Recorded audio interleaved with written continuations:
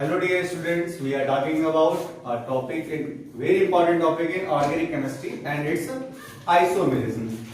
Isomerism word contains two letters, iso and mer. Isomerism means two compounds having same molecular formula but due to different structural formula and their 3D structure or spatial arrangement, they have different chemical and physical properties or optical activity, and this phenomena is known as isomerism.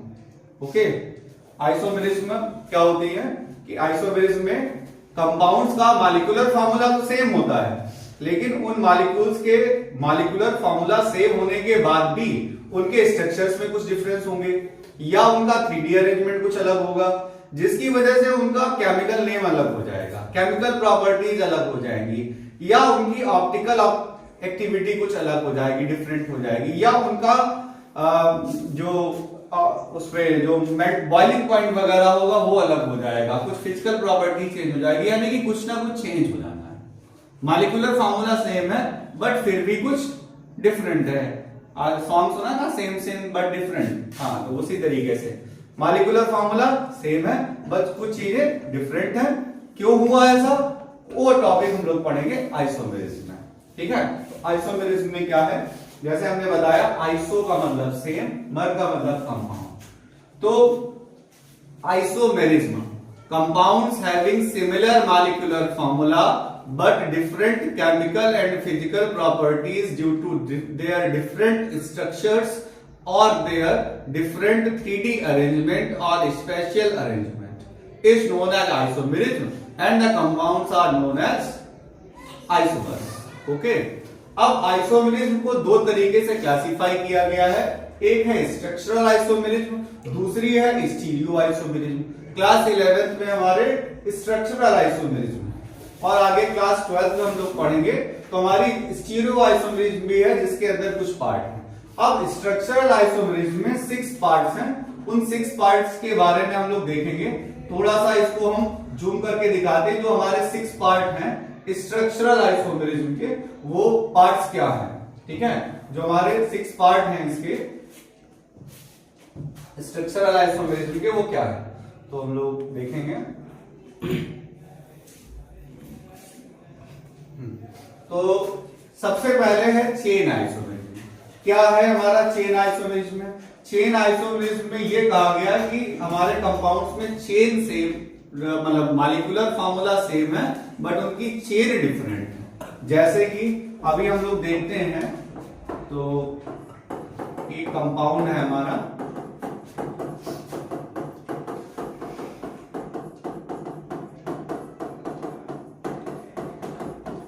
अब इस compound के बारे में अगर हम बात करें तो सिंपल सा नेम है इसका। यहां पर अगर हम लोग देखते हैं 7 कार्बन है स्ट्रेट चेन में, तो इस कंपाउंड का नाम होता है हेक्सेन। वैसे इसका कॉमन नेम है एन हेक्सेन। एन का मतलब होता है नॉर्मल 7 कार्बन है और 7 कार्बन की वजह से इसका नाम होना चाहिए हेप्टेन, और स्ट्रेट चेन में है तो इसलिए एन वर्ड यूज किया जाता है जिसका नाम होता है नॉर्मल, तो इसका नाम हो गया एन हेक्सेन। लेकिन अगर इसी कंपाउंड में अब हम लोग देखें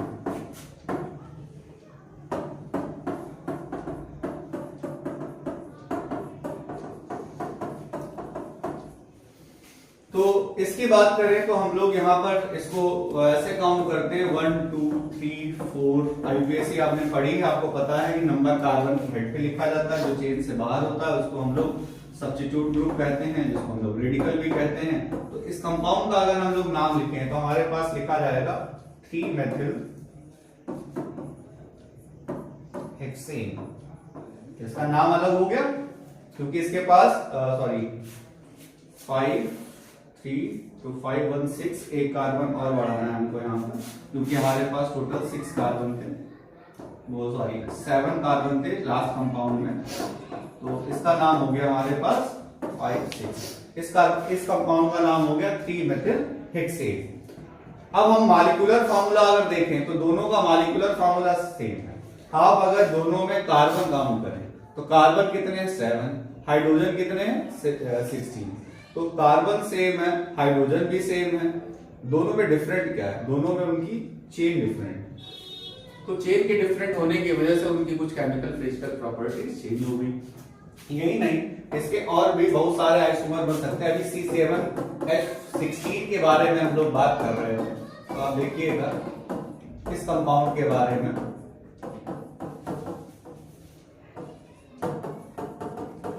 इसमें कार्बन और हाइड्रोजन को अगर हम लोग काउंट करें तो हमारे पास फिर से देखेंगे 7 कार्बन है और 16 हाइड्रोजन है, बट इसका नाम क्या हेप्टेन है? नहीं, इसका नाम है 2,2 डाइमेथिल पेंटेन। छोटा बनेगा पेंटेन में, ध्यान रखेंगे इस चीज को।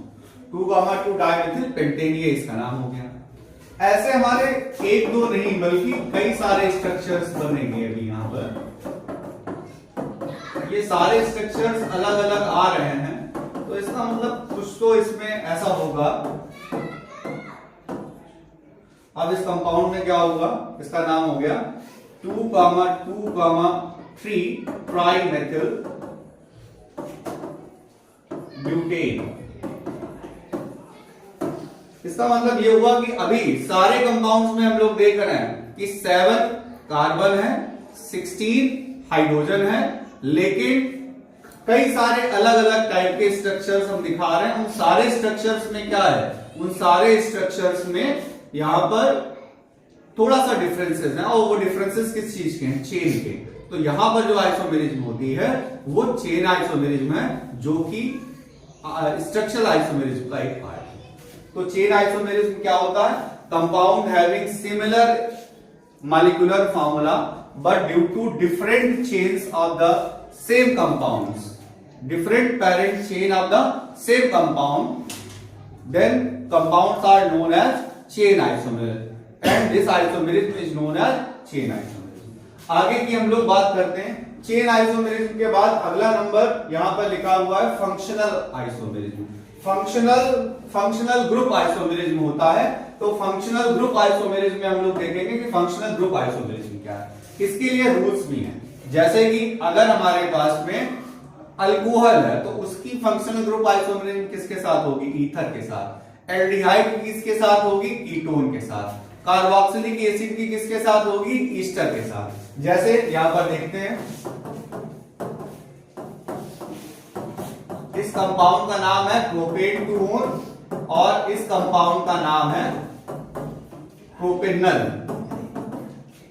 कार्बन काउंट करें, दोनों में कार्बन कितने हैं, 3, हाइड्रोजन कितने हैं, 6, ऑक्सीजन कितना है, 1। तो दोनों में सेम नंबर ऑफ कार्बन है, सेम नंबर ऑफ हाइड्रोजन है, सेम नंबर ऑफ ऑक्सीजन है, मॉलिक्यूलर फॉर्मूला सेम है, बट डिफरेंट क्या है, फंक्शनल ग्रुप। तो इस टाइप के आइसोमेरिज्म को हम लोग क्या बोलेंगे, इस टाइप के आइसोमेरिज्म को हम लोग बोलेंगे functional group isomerism. Means compounds having same molecular formula but due to different functional group in the same molecular formula, same chain, they have structure, they have functional group isomerism. आगे हम लोग यहां पर देखते हैं,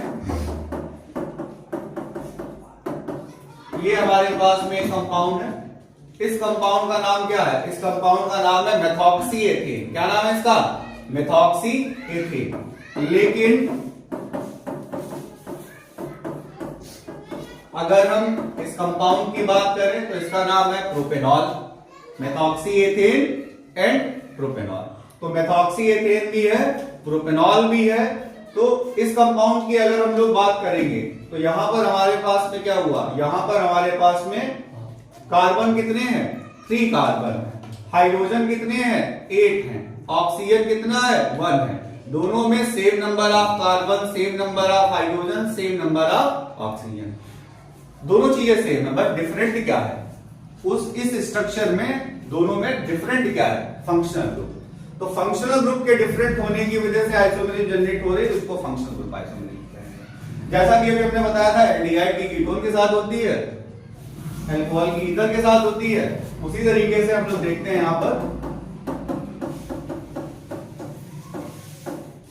ये प्रोपेनोइक एसिड है,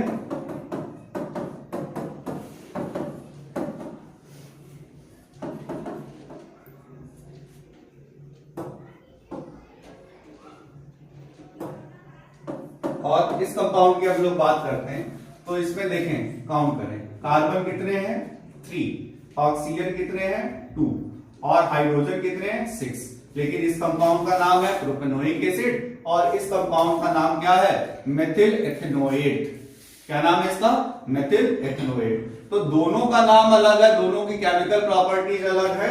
ये हमारे ईस्टर ग्रुप फैमिली से आता है, ये हमारा कार्बोक्सिलिक ग्रुप की फैमिली से आता है, जबकि दोनों में फंक्शनल ग्रुप सेम है, जबकि दोनों में मॉलिक्यूलर फार्मूला सेम है और उनका फंक्शनल ग्रुप अलग अलग है। तो डिफरेंट फंक्शनल ग्रुप की वजह से जो आइसोमेरिज्म जनरेट होती है उसको हम लोग फंक्शनल ग्रुप आइसोमेरिज्म कहते हैं। अगला टॉपिक हम लोग देखेंगे, पीछे हम लोगों ने क्या देखा था कि पोजीशन आइसोमेरिज्म। अब पोजीशन आइसोमेरिज्म का मतलब है कि हमारे पास जो पोजीशन होगी ग्रुप्स की वो अलग अलग है। जैसे कि हम लोग आपको दिखाते हैं, हम लोग देखते हैं यहां पर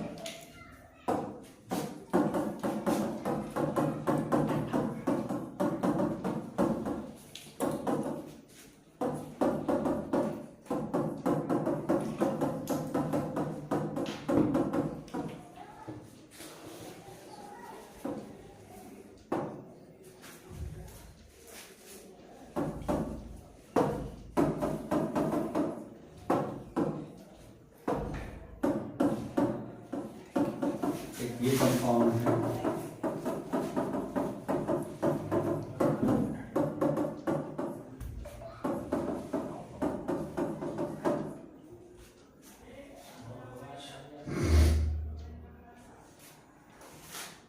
हाँ। तो अब इन कंपाउंड्स में हम लोग देखेंगे कि जो हमारा OH है ये यहाँ पर फर्स्ट नंबर पे लगा हुआ है, 1 2 3 4 5, यहाँ 1 2 3 4 5, यहाँ पर 1 2 3 4 5। यहाँ पर अगर हम लोग देखें तो हमारे OH की पोजीशन अलग अलग है, तो उसकी वजह से क्या होगा, यहाँ पर ये क्या हो गया, ये हमारा हो गया पेंटेन 1 ऑल, ये क्या हो गया पेंटेन 2 ऑल, ये क्या हो गया पेंटेन 3 ऑल। तो इसकी वजह से इनके कंपाउंड्स में क्या होगा, अगर हम लोग पूछें कि यहाँ पर ये ज्यादा सॉल्युबल होगा, ये कम सॉल्युबल होगा और ये उससे भी कम सॉल्युबल होगा, यानी कि कुछ प्रॉपर्टीज हमारी डिफर हो गई। और वो डिफरेंस किसकी वजह से आया, वो डिफरेंस आया OH ग्रुप की पोजीशन की वजह से, यानी कि फंक्शनल ग्रुप की पोजीशन की वजह से जो स्ट्रक्चरल आइसोमेरिज्म जनरेट होती है उसको हम लोग बोलते हैं पोजीशन आइसोमेरिज्म। सिर्फ ग्रुप की ही पोजीशन नहीं, बॉन्ड की कोई भी पोजीशन अलग अलग हो सकती है।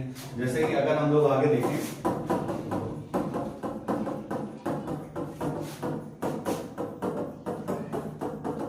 ये कंपाउंड है,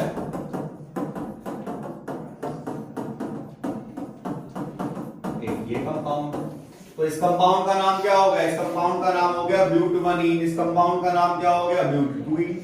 एक ब्यूटवनीन है, एक ब्यूटटूइन है, वो किस वजह से डिफरेंट है, फंक्शनल ग्रुप के पोजीशन की वजह से। इसलिए यहां पर जो आइसोमेरिज्म जनरेट होती है उसको हम लोग बोलते हैं फंक्शनल ग्रुप आइसोमेरिज्म। इसके बाद हम लोग नेक्स्ट पढ़ते हैं, इसके बाद हम लोग जो नेक्स्ट पढ़ेंगे उसमें है हमारी टैटोमेरिज्म। टैटोमेरिज्म का दूसरा नाम कीटो इनॉल आइसोमेरिज्म जो होता है। एक्चुअल में कुछ कंपाउंड ऐसे होते हैं जो 100% एक स्टेट में नहीं पाए जाते, जैसे अभी हमारे पास में था, हमने लिखा था आपके सामने ये कंपाउंड। अब क्या हो कि अगर ये अपना हाइड्रोजन इस ऑक्सीजन को प्रोवाइड कर दे तो यहां पर क्या होता है, डायनेमिक इक्विलिब्रियम एस्टैब्लिश हो जाता है। तो पहले हमारे पास जो कंपाउंड था इसका नाम था कीटोन।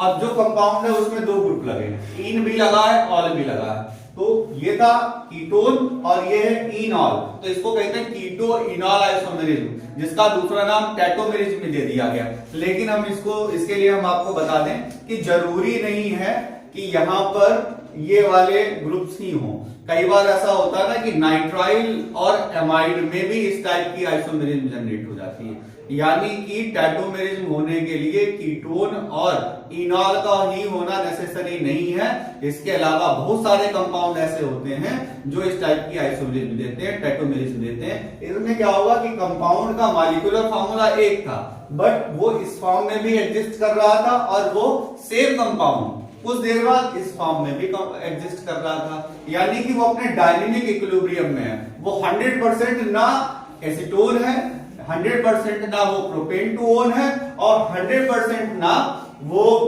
प्रोप 1 टू ऑल, यानी कि ना वो इनॉल है और ना वो एसीटोन है 100%, और ना ही हम 0% भी कह सकते हैं, यानी कि ये डायनेमिक इक्विलिब्रियम में एस्टैब्लिश होने वाली आइसोमेरिज्म है। यहां पर किस वजह से है? ग्रुप का फंक्शनल ग्रुप का चेंज हो जाना, होते रहना, इसको हम लोग कहते हैं टैटोमेरिज्म। इसके बाद में आती है हमारे पास मेटामेरिज्म। मेटामेरिज्म में क्या है, जैसे कि इस कंपाउंड में अगर हम लोग देखें, इस कंपाउंड का नाम है एथॉक्सी एथेन, बट इस कंपाउंड के बारे में बात करें तो इस कंपाउंड का नाम हो गया मेथॉक्सी प्रोपेन। और ये डिफरेंस क्यों आया? ये डिफरेंस आया हमारे फंक्शनल ग्रुप की जो दोनों साइड में लगने वाले ग्रुप्स की वजह से। तो फंक्शनल ग्रुप के दोनों साइड में जो हमारे एल्किल ग्रुप लगे थे, फंक्शनल ग्रुप के दोनों साइड में जो एल्किल ग्रुप्स लगे थे, उनके अंदर प्रेजेंट कार्बन्स की वजह से जो आइसोमेरिज्म जनरेट होती है उसको हम लोग कहते हैं मेटामेरिज्म। मेटामेरिज्म के बाद में हम लोग यहां पर पढ़ते हैं रिंग चेन आइसोमेरिज्म। जैसे कि अभी हमारे पास में कंपाउंड था,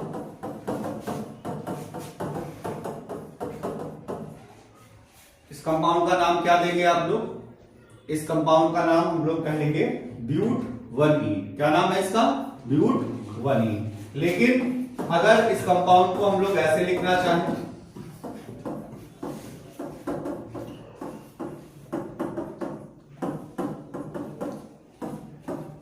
तो इसका नाम हो जाएगा साइक्लोब्यूटेन। दोनों में मॉलिक्यूलर फार्मूला कैसा है? Same molecular formula, but due to different structural formula. And what is the difference in this structure? In this compound is straight chain, and in this compound is in ring, so isomerism exhibit and known as ring chain isomerism. तो अभी तक हम लोगों ने क्या पढ़ा? हम लोगों ने स्ट्रक्चरल आइसोमेरिज्म में चेन आइसोमेरिज्म पढ़ी, जिसमें क्या होता है, चेन में, पैरेंट चेन में नंबर ऑफ कार्बन डिफरेंट थे। उसके बाद में हमने फंक्शनल ग्रुप आइसोमेरिज्म पढ़ी, जिसमें डिफरेंट फंक्शनल ग्रुप थे। फिर हम लोगों ने पोजीशन आइसोमेरिज्म पढ़ी, जिसमें एक ही फंक्शनल ग्रुप अलग अलग पोजीशंस पे था। फिर हम लोगों ने टैटोमेरिज्म पढ़ी, फिर हम लोगों ने यहाँ पर मेटामेरिज्म पढ़ी, और मेटामेरिज्म के बाद में हम लोगों ने रिंग चेन आइसोमेरिज्म पढ़ी। इसके बाद में क्या होता है कि हम लोग देखते हैं स्टीरियो आइसोमेरिज्म के बारे में। स्टीरियो आइसोमेरिज्म में क्या होता है कि सब कुछ सेम होता है, बट उनका जो 3D स्ट्रक्चर होता है वो डिफरेंट होता है। स्टीरियो आइसोमेरिज्म का ही एक पार्ट है सिस ट्रांस आइसोमेरिज्म, जिसको हम लोग ज्योमेट्रिकल आइसोमेरिज्म भी कहते हैं। जैसे हमारे पास में ये कंपाउंड है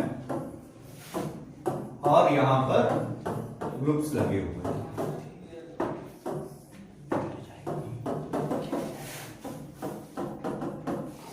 अब अगर हमारे पास कंपाउंड इस तरीके से है, इसका नाम अगर हम लोग लिखना चाहें तो 1 2 3 4, इसका नाम है 2,3 dichloro but 2E, 2,3 dichloro but 2E।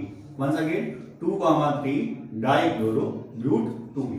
लेकिन अब अगर हम इसमें इस CH3 की पोजीशन को चेंज कर दें, इस CH3 की पोजीशन को हम यहां लाएं और Cl की पोजीशन को यहां कर दें, अब इसका नाम क्या है? अभी भी इसका नाम वही है, 2,3 डाइक्लोरो ब्यूटेन। तो डिफरेंस क्या हुआ? तो पिछली बार क्या था? पिछली बार हमारा जो Cl था वो अपोजिट साइड में लगा था। Cl यहां था, Cl यहां था, CH3 यहां था और CH3 यहां था। अब यहां पर अगर हमारे ग्रुप्स एक साइड में लगेंगे, अगर हमारे ग्रुप्स एक साइड में लगेंगे तो इसको हम लोग कहते हैं सिस आइसोमर। क्या कहते हैं? Cis isomer. लेकिन अगर हमारे पास में ग्रुप ऐसे लगे हुए हैं,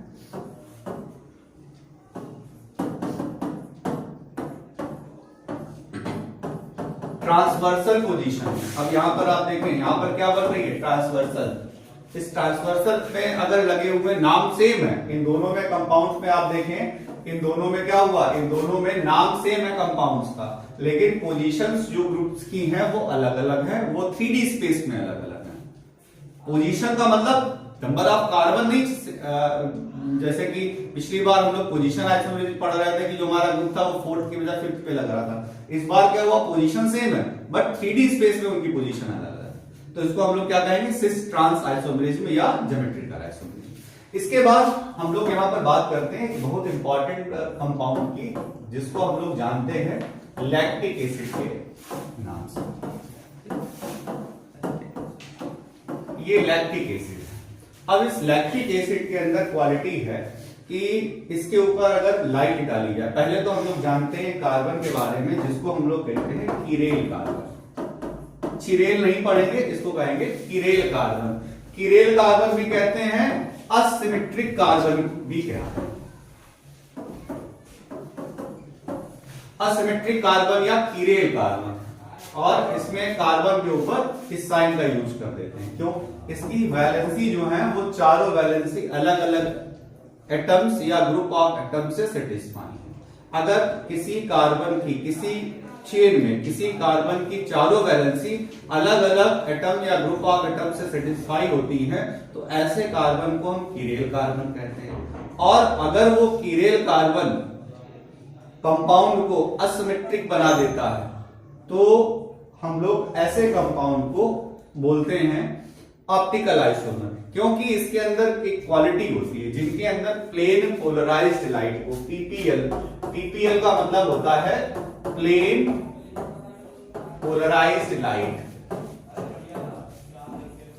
अगर प्लेन पोलराइज्ड लाइट को इसके ऊपर डाला जाए, तो प्लेन पोलराइज्ड लाइट को इसके ऊपर डालने से देखो जो ऑर्डिनरी लाइट होती है उसके वाइब्रेशन सारी डायरेक्शन में होते हैं।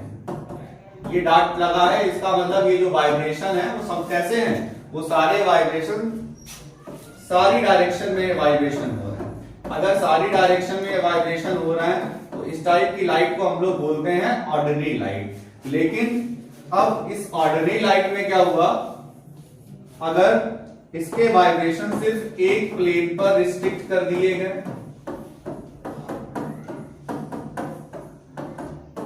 तो इस टाइप की लाइट को हम लोग प्लेन पोलराइज्ड लाइट कहते हैं। जैसे आपने देखा होगा ड्राइविंग सीट में जो ड्राइवर होता है उसके ऊपर एक पोलराइज्ड ट्रैक्टर लगा होता है, जिससे कि जो लाइट, जो फ्लैश लाइट होती है वो आंखों पर एकदम से ना आए। कई बार आपने देखा होगा आंखों पर नॉर्मल रोशनी पड़ रही होती है, उसी रोशनी को अगर कोई शीशे से तुम्हारी तरफ घुमाता है तो ज्यादा इरिटेशन होती है आंखों में, तो उस रिफ्लेक्शन में जो लाइट आ रही है वो प्लेन पोलराइज्ड लाइट है। अब ऐसी लाइट जब हमने उसके ऊपर डाली तो उसने उसको लेफ्ट या राइट में रोटेट करा दिया, यानी कि कंपाउंड कैसा है, ये ऑप्टिकल एक्टिव कंपाउंड है। कंपाउंड कैसा है, ये कंपाउंड ऑप्टिकली एक्टिव कंपाउंड है, क्योंकि इसके अंदर टेंडेंसी है कि ये प्लेन अपने ऊपर पड़ने वाली प्लेन पोलराइज्ड लाइट को लेफ्ट या राइट डायरेक्शन में रोटेट करा दे। अगर ये अपने ऊपर पड़ने वाली लाइट को लेफ्ट या राइट डायरेक्शन में रोटेट करा देगा तो यानी कि ये ऑप्टिकली एक्टिव कंपाउंड है। कैसा कंपाउंड है, ये ऑप्टिकली एक्टिव कंपाउंड है। और ऑप्टिकली एक्टिव कंपाउंड होने की पहली कंडीशन है उसके पास कीरेल कार्बन का प्रेजेंट होना। लेकिन ये नहीं है कि कीरेल कार्बन होगा तो वो ऑप्टिकली एक्टिव हो ही जाएगा, अभी उसको भी देखेंगे हम लोग। तो ये इसमें देखेंगे, इसमें हमारा जो OH ग्रुप है वो लेफ्ट में लगा हुआ है, तो इसको हम लोग कहते हैं एल कॉन्फिगरेशन। क्या कहते हैं, एल कॉन्फिगरेशन। लेकिन एल कॉन्फिगरेशन के साथ अगर हमने लिख दिया प्लस, तो इसको हम लोग कहते हैं डेक्स्ट्रो रोटेटरी। इसको स्मॉल डी से डिनोट करते हैं। देखो इस कैपिटल एल का मतलब लेवो रोटेटरी नहीं होता। जो प्लस या माइनस होते हैं ये दिखाते हैं कि प्लस का मतलब उसने लाइट को किधर रोटेट किया होगा, राइट डायरेक्शन में। अब इस OH की पोजीशन को अगर हम बदल दें, OH को इधर लगा दिया, H को इधर लगा दिया, अब इसने लाइट को किधर बदला होगा, अपने लेफ्ट डायरेक्शन में। तो इसको तब हम लोग क्या बोलेंगे, इसको हम लोग बोलेंगे लेवो रोटेटरी। यानी कि when plane polarized light is made to fall on a compound and it rotate its to its left or right, then compound is known as optically active compound. अगर वो लाइट राइट डायरेक्शन में rotate हुई तो हम लोग कहेंगे dextro rotatory, जिसको हम लोग प्लस से दिखाते हैं या स्मॉल डी से दिखाते हैं। कैपिटल डी के चक्कर में ना पड़ना, कैपिटल डी जो है वो डी और एल कॉन्फ़िगरेशन अलग होते हैं, इनको हम आइसोमर नहीं, इनको हम एपीमर्स बोलते हैं। क्या बोलते हैं? एपीमर्स। ये तुम लोगों को एक एडिशनल पॉइंट हमने बताया है, आगे कभी हम एक्सप्लेन करेंगे इसको। ये कंपाउंड क्या है? ये एपीमर्स है। कैपिटल डी कैपिटल एल क्या होते हैं? एपीमर्स। जबकि स्मॉल डी और स्मॉल एल क्या होते हैं? ये स्टीरियो आइसोमर। इसका मतलब है लेवो रोटेटरी, इसका मतलब है डेक्स्ट्रो रोटेटरी। इसको हम लोग प्लस से डिनोट करते हैं, इसको हम माइनस से डिनोट करते हैं। समझ में आया कि कैपिटल डी कैपिटल एल ये स्टीरियो आइसोमर नहीं है। स्मॉल डी स्मॉल एल ये स्टीरियो आइसोमर है। स्मॉल डी का मतलब डेक्स्ट्रो, इसका मतलब होता है राइट। जैसे ग्लूकोज क्या होता है? डेक्स्ट्रोज नाम होता है, क्योंकि ग्लूकोज के ऊपर अगर प्लेन क्लोराइड को डाला जाए तो उसको राइट डायरेक्शन में रोटेट करा देता है। आपने पढ़ा होगा फ्रक्टोज का दूसरा नाम लेवोज होता है, क्यों? क्योंकि उसके ऊपर प्लेन क्लोराइड को डालने पर वो उसको लेफ्ट डायरेक्शन में रोटेट करा देता है। ठीक है, तो इस तरीके से हम लोग चले। अभी हमने यहाँ पर आप लोगों से एक बात कही थी कि किसी भी कंपाउंड में अगर वो कंपाउंड हमारा कीरेल कार्बन है, उसके अगर वो कंपाउंड ऑप्टिकल आइसोमर है ऑर्गेनिक केमिस्ट्री में, तो उसके पास कीरेल कार्बन का होना जरूरी है। लेकिन ये जरूरी नहीं है कि कीरेल कार्बन है तो वो कंपाउंड ऑप्टिकली एक्टिव होगा ही होगा। जैसे कि इस कंपाउंड के बारे में हम लोग बात करते हैं, इसके पास कितने कीरेल कार्बन है? इसके पास स्टूडेंट्स 2 कीरेल कार्बन। कितने कीरेल कार्बन है? 2 कीरेल कार्बन है। लेकिन ये कंपाउंड सिमेट्रिकल है। ये कंपाउंड कैसा है? ये कंपाउंड यहाँ पर कैसा है? सिमेट्रिकल कंपाउंड है। अगर देखें तो दोनों तरफ जो CH3 और यहाँ पर लगा है हमारा एक OH लिखा है यहाँ पर OH यहाँ पर COOH। जैसे कि मतलब तितली नहीं होती है, जिस तरीके से बहुत सारी सिमेट्रिकल चीजें होती है, उसी तरीके से कंपाउंड भी कैसा? सिमेट्रिकल है। यहाँ पर कीरेल कार्बन है लेकिन फिर भी ये सिमेट्रिकल है, यानी कि अगर इसके ऊपर लाइट डाली जाए तो एक कार्बन लेफ्ट में रोटेट कराएगा, दूसरा कार्बन राइट में रोटेट कराएगा, फाइनली ऑप्टिकल रोटेशन 0 हो जाएगा, यानी कि ये स्टीरियो आइसोमर नहीं बन पाएगा। तो यहां से एक स्टेटमेंट हम लोग पढ़ते हैं कि स्टीरियो आइसोमेरिज्म शो करने के लिए कीरेल कार्बन का होना जरूरी है। लेकिन कीरेल कार्बन के होने की वजह से वो क्या ऑप्टिकल आइसोमर होगा? ऐसा नहीं है, क्योंकि कई बार ऐसा होता है कि आप कीरेल कार्बन है भी लेकिन फिर भी वो ऑप्टिकल आइसोमर नहीं है। तो यहाँ पर हमने कुछ चीजों को बताने की कोशिश की, एक बार तो फिर से रिपीट करते हैं, क्योंकि यहाँ पर वाले पॉइंट्स में आप लोग थोड़ा सा फंस रहे होंगे। एक होता है प्लेन पोलराइज्ड लाइट। ये लाइट कैसी होती है? जब ऑर्डिनरी लाइट होती है उसके वाइब्रेशन सारी डायरेक्शन में होते हैं। जब उस लाइट को निकोल प्रिज्म से पास करा के एक पर्टिकुलर प्लेन के परपेंडिकुलर रिस्ट्रिक्ट कर दिया जाता है, तो ऐसी लाइट को हम प्लेन पोलराइज्ड लाइट कहते हैं। और ऐसी लाइट को जब किसी पर्टिकुलर कंपाउंड पे डालने पर वो कंपाउंड उस लाइट को लेफ्ट या राइट में रोटेट कर दे, तो उसको हम लोग कहते हैं कि वो कंपाउंड ऑप्टिकली एक्टिव है।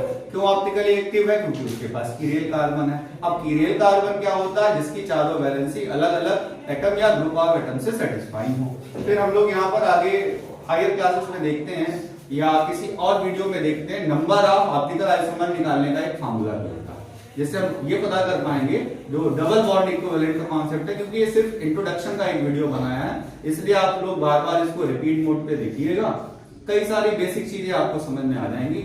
और अगला वीडियो हम इसमें डीप में बनाएंगे थोड़ा सा। ओके।